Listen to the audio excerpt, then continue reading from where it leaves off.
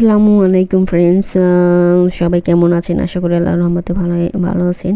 তো দেখুন, আজকে আমি চিকেন দম বিরিয়ানি রান্না করব। তো এখানে আমি মুরগিটাকে মশলা দিয়ে মেখে রেখেছি আর একটা মাছও ভাজবো। তো আমার জন্য তো দেখুন, আমি মুরগিটা আগে ভেজে নিব সুন্দর করে। তো আমি এটা মশলা দিয়ে মেখে তারপর আমি ভাজতেছি।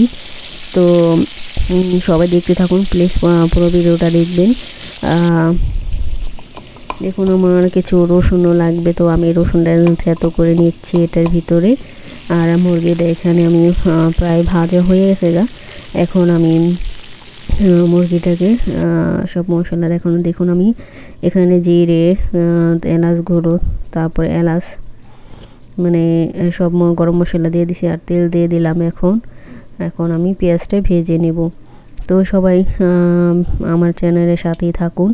আর যারা আমার চ্যানেলটিকে সাবস্ক্রাইব করছেন সবাইকে অনেক অনেক ধন্যবাদ। আর যারা করেন নেই প্লিজ করে ফেলবেন।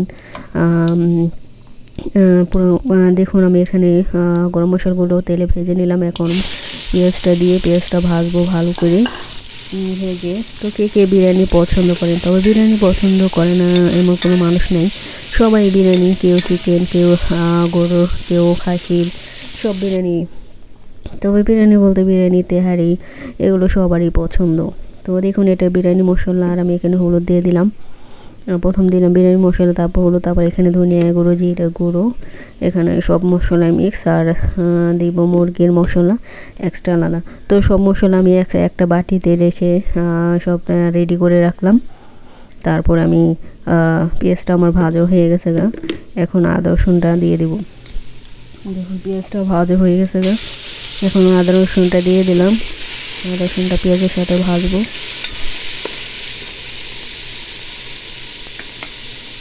পেঁয়াজের সাথে ভাজা হয়ে গেলে এখানে আমি রসুনটাও দিলাম, রসুন থেতো করে নিছি, রসুনটাও দিয়ে দিলাম। এখন এটাও ভালো করে ভেজে অন্যান্য সব মশলা দিয়ে দেবো। তো কার বিরিয়ানি পছন্দ সবাই বলবেন। আর আমার আশা করি সবাই ভালোই আছেন। আলহামদুলিল্লাহ, আমিও ভালো আছি। সবাই প্লিজ আমার চ্যানেলটাকে সাবস্ক্রাইব করবেন আর পুরো ভিডিওটা দেখবেন, লাইক কমেন্ট করবেন। তো দেখুন, আমি সব মশলা দিয়ে দিলাম। এখন সব মশলা দিয়ে আমি ভালো করে মশলাটা কষিয়ে নেব। তারপরে এখানে টমেটো সস দিয়ে দিলাম।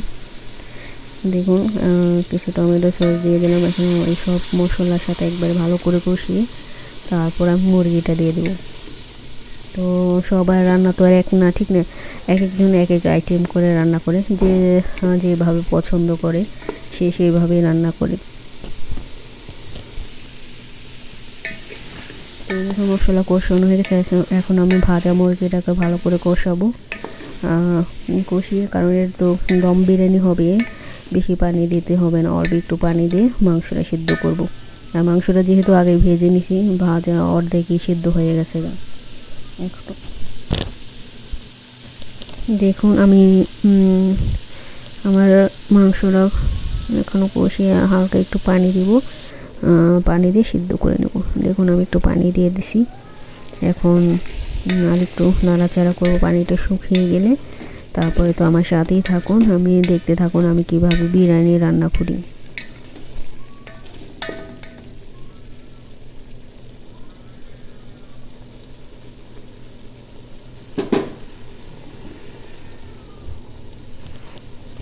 দেখুন, আমার প্রায় কষানো হয়ে গেছে মুরগিটা, আর একটু বাকি আছে।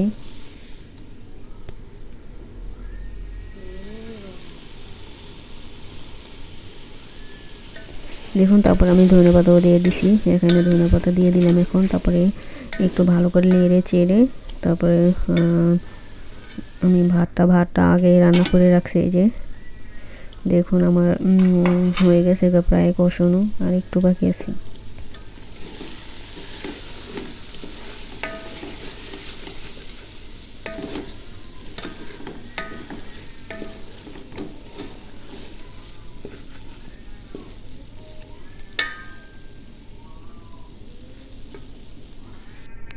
তো বন্ধুরা, তোমার প্লিজ আমার পুরো ভিডিওটা দেখবে, কেউ টেনে টেনে দেখবেন না। আর সবাইকে কাছে অনুরোধ, সবাই চ্যানেলটাকে সাবস্ক্রাইব করে দেবেন। তো দেখুন, আমি ভাতটা দিয়ে দিছি, ভাতটা আগে রান্না করে রাখছিলাম। এখন আমি ভাতটা উপর দিয়ে দিতেছি, উপরটা দিয়ে তারপর হয়ে যাবে আমার বিরিয়ানি। কে কে আসেন, কে কে খাবেন চিকেন বিরিয়ানি, কার কার পছন্দ, এসে খেয়ে যান।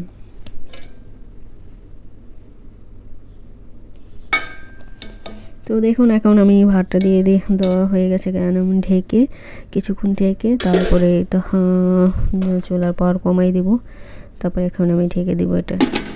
আমি ঢেকে দিলাম। দেখুন এখন আমি চুলার আগুনটা একবারে কমিয়ে দিব, যাতে একবারে মাংসটার গ্রানটা পুরো ভাতের ভিতরে ঢুকে যায়।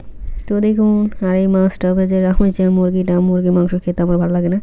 ওই যে দেখুন, আমি মুরগির মাংস যে আমার বিরিয়ানিতে আছে আমি ওগুলো উঠাইয়ে রাখবো, কারণ আমি মুরগির মাংস আমার অত ভালো লাগে না, মাছ দিয়েই খাবো।